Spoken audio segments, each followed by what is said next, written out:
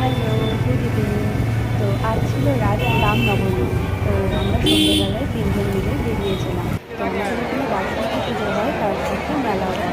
তো গাইস আমরা যেখানে এ দেখো নায়িকা চলছে। পরে বললাম যে পরে ঠাকুরের ওখানে যাবো, কারণ আমি আজকে হয়তো বেরিয়েছিলাম কারণ ঠাকুর এসেছে ওখানে। তো আজকে প্রচণ্ড ভিড় হবে, আজকে যেহেতু মেলা, তো বললাম চলো তো মেলাটা ঘুরে আসি। আর আজকে যোগ্য আছে, তো পরে আমরা ঠাকুরের ওখানে যাবো। এই প্রচণ্ড ভিড়। তো মেলা এর আগে নাকি আমরা ট্রেনে উঠেছিলাম, তো প্রচণ্ড একটা মেলা। চল আজকে ট্রেনে উঠি। আমি মাথায় উঠবো। চালা তারপরে দেখো এই এটা আমি জানি না তুমি উঠলাম গাড়ি, তো সেখানে দাঁড়িয়েছিলাম, সবাই আমার একটু বাচ্চারা খুবই লজ্জা লাগছিল। তো ম্যানাও একটু বদমাইশি করতে হচ্ছে, মা চলো এখানে উঠি। আর ক্যামেরাটা ঢুকছিল, তখন কিছুই হচ্ছিল না। সবাই আমাদের কাছাকাছি দেখছে, দেখো লাগছিল। তারপরে আরও যেগুলো দেখছিলাম নাগরদোলা আছে, যেগুলো আছে ওখানে কিন্তু ভালো লাগে সবার কাছাকাছি আমি বাচ্চাদের গাড়িতে নিজেও ভালো লাগছিল, বাচ্চাও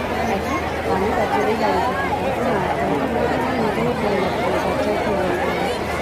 তো তারপরে এখানে বেশিক্ষণ এসেছিল,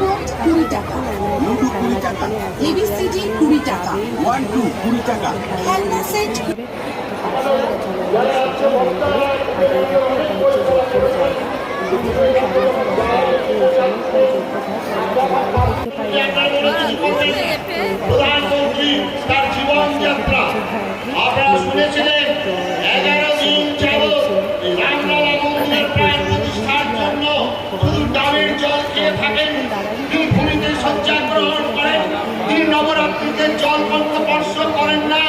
এমন করে সৌভাগ্য ভারতবর্ষের এমন করে ভাগ্যের সাক্ষাৎ আসে। তো তারপরে আমরা বেরিয়ে গেছিলাম আর এলাম সোজা হচ্ছে মিষ্টির দোকানে। বললাম চলো মিষ্টি নিয়ে যাই। হ্যালো, না আমার খেলা করছে, ও যেখানে যাবে সেখানে উল্টো পাল্টা ধুলো বালি ধরবে। তারপরে আমরা চলে এলাম গাড়ি রাখতে সোজা অফিসে। আর ওই দেখো আমরা ছেলেকে আর কি পড়তে গিয়েছিল, তো ব্যাগ নিয়েই তারপরে গিয়েছিলাম মেলাতে। তো ব্যাগটা দোকানে রেখেছিলাম একটা দোকানে। তো তারপরে আমরা গাড়ি চলে এলাম। আর আজকে ভিডিওটা এইটুকুনি, চলো টাটা। ভালো লাগছে আমাকে দেখতে, খুব ভালো লাগছে। Thank you very much. আপনারা আর আসবেন না, আমাকে একটু পুরোটা দেখাও দেখি, আমি নিজেকে দেখি। খুব ভালো লাগছে। তো চলো টাটা, বাই বাই। আরে শোনা